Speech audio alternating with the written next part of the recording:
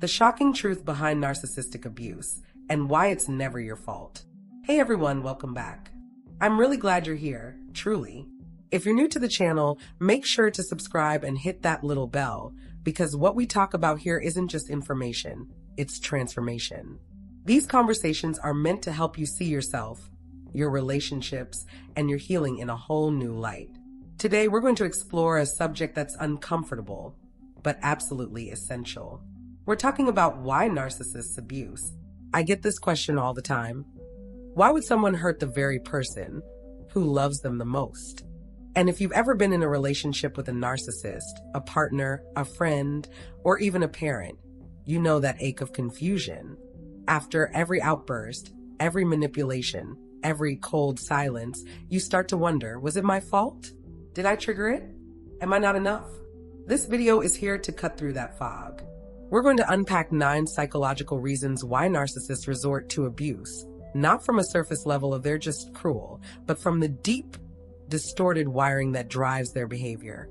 And I want you to stay until the end because the 9th reason ties everything together in a way that might completely change how you see them, and more importantly, how you see yourself.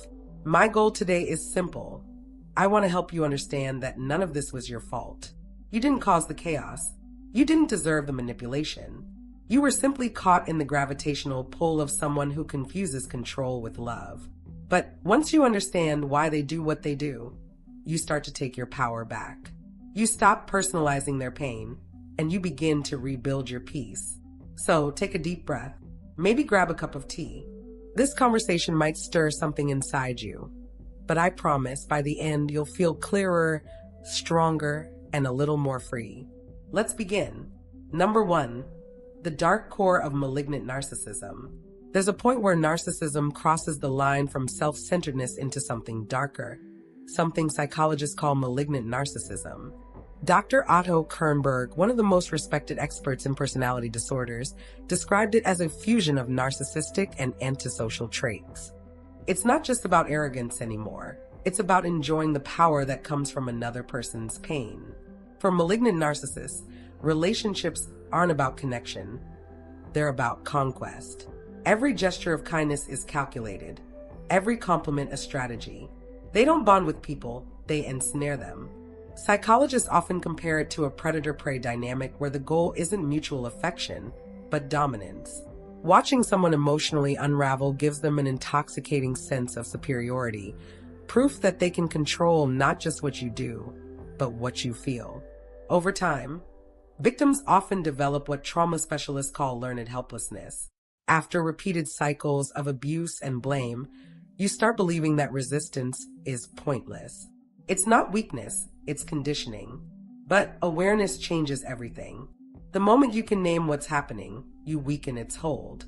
As Dr. Ramani Durvasula often says, clarity is the first step to freedom.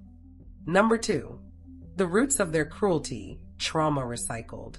Every narcissist carries a story, often one soaked in childhood pain. Psychologists have long noted that narcissism rarely appears in a vacuum. It's typically born from emotional neglect, inconsistent parenting, or abuse. But trauma doesn't shape everyone the same way. Dr. Ross Rosenberg, author of The Human Magnet Syndrome, describes how 2 children can grow up in the same toxic home but take opposite paths. One becomes the pleaser, the codependent who survives by staying quiet, helpful, and invisible. The other becomes the controller, the one who survives by dominating and deflecting pain. Both strategies are born from fear, but one turns inward while the other lashes outward. That's why narcissists and empaths often find each other. It's a tragic reunion of old wounds. The empath internalizes blame, while the narcissist externalizes it. One seeks to heal, the other seeks to hide.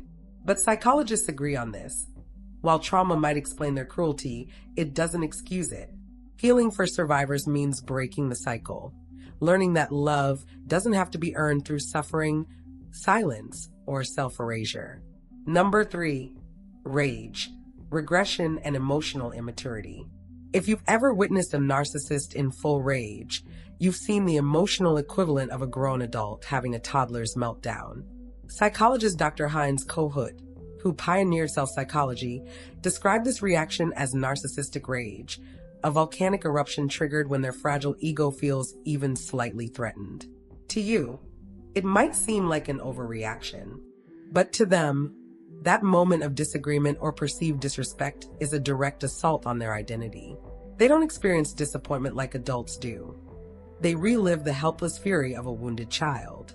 Their emotional developments stop where their trauma began, and every confrontation drags them back to that inner chaos. Psychologically, this outburst serves one purpose: to transfer unbearable emotions onto you. Therapists call this projective identification. They unload their shame and insecurity until you feel the panic, the guilt, the self-doubt they can't tolerate.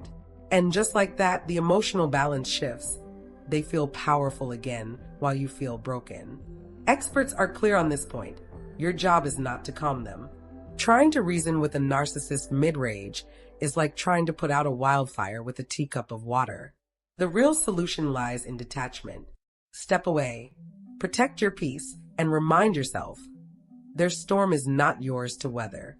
Healing means recognizing that walking away isn't weakness, it's survival.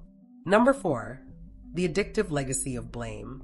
Some narcissists are forged in homes where addiction shaped the emotional landscape.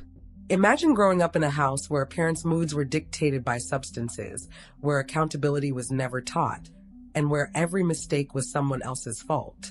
Dr. Gabor Mate, a trauma and addiction expert, explains that children in these environments absorb these coping mechanisms as normal. They learn early that taking responsibility is dangerous, unbearable, or impossible. To admit fault would be to confront an internal truth too heavy to bear, that they might be flawed, inadequate, or unworthy of love. As adults, these children become narcissists who externalize blame. Psychologists describe this as a defense mechanism, a way to preserve a fragile self-concept. Events are rewritten, narratives twisted, and others are gaslighted to maintain the illusion of superiority. For the victim, it's like being caught in a hall of mirrors. No matter how clearly you see the truth, they force you to question your perception. Trauma specialists emphasize that survival in these relationships requires radical acceptance. You cannot force the narcissist to own their behavior. The only way to protect your sanity is to refuse to play their games. Walking away from the courtroom they constantly drag you into isn't defeat, it's liberation. Number 5, control, the narcissist's lifeblood. Control is the oxygen that keeps a narcissist alive. According to Dr. Ramani Durvasula, narcissists cling to control because it gives them a sense of stability they cannot find within themselves. Every action, every word, every tiny decision you make becomes a tool for them to shape your reality. Gaslighting, emotional sabotage, isolation, and financial manipulation are all tactics designed to keep you off balance. When you doubt your own judgment, when you second-guess your feelings, they feel grounded, as though they have mastered chaos itself. Psychologically, this dynamic is deeply addictive for both parties. The narcissist exists in a perpetual state of internal instability. Your confusion becomes their anchor, your suffering their equilibrium. For the victim, this creates trauma bonding, a cycle of intermittent reward and punishment that hijacks brain chemistry, making it nearly impossible to leave without help. Recovery requires deliberate, trauma-informed interventions. Therapists recommend strict boundaries, no contact or low contact strategies, and rebuilding your internal compass. The moment you stop reacting to their provocations, you disrupt the system that sustains their control. Your silence becomes their unraveling. Number 6, the collapse of boundaries. For a narcissist, boundaries are irrelevant. Psychologists call this identity diffusion, a failure to distinguish the self from others. Dr. Eleanor Greenberg explains that narcissists view people as extensions of themselves, objects to be used rather than autonomous beings. Your time, your space, even your emotions, all of it becomes theirs to manipulate, consume, and control. To them, your independence feels like betrayal. Your attempts to assert yourself are perceived as an attack. Victims often describe a haunting sensation of being erased, of slowly losing touch with who they were before the relationship began. Psychologists note that boundary violations in narcissistic relationships lead to chronic stress, anxiety, and a fractured sense of self. Healing begins with reconstructing boundaries piece by piece. Grounding exercises, journaling, and affirmations reinforce autonomy. Every no is an act of defiance. Every refusal to comply is reclaiming ownership of your life. Over time, these small victories restore the self that the narcissist tried to dissolve. Number 7, the hollow heart, when empathy dies inside them. Perhaps the most chilling aspect of narcissistic abuse is the absence of empathy. Survivors often describe staring into the eyes of someone who cannot feel their pain, an emptiness so profound it seems almost inhuman. Dr. Simon Baron-Cohen, a leading researcher in empathy, identifies this phenomenon as empathy erosion, a neurological and psychological inability to register another person's suffering as meaningful. To the narcissist, your tears aren't signals of distress, they are data points. They can observe your breakdown without registering emotion, analyzing it as a transaction rather than a human experience. Dr. Ramani Durvasula emphasizes that this absence of empathy isn't always intentional cruelty, it's a defense mechanism. Confronting your pain would force them to confront their own buried shame. To maintain their illusion of perfection and dominance, they numb themselves to your suffering. For victims, this creates what trauma experts call emotional invisibility, the harrowing realization that your pain does not matter to the person you love most. The path to recovery begins with self-validation. Psychologists stress that you cannot awaken empathy where none exists. Your first act of healing is to acknowledge that your emotions are real, valid, and deserving of recognition.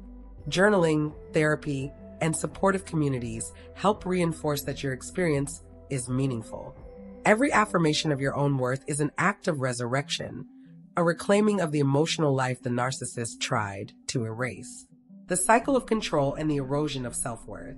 Being with a narcissist isn't just about enduring their cruelty. It's about slowly watching yourself vanish in their shadow. Psychologists call this identity erosion, a slow, almost imperceptible dismantling of your inner world. Dr. George Simon, in Sheep's Clothing, describes it as a psychological chess game, where every word, every action is strategically designed to make you doubt yourself.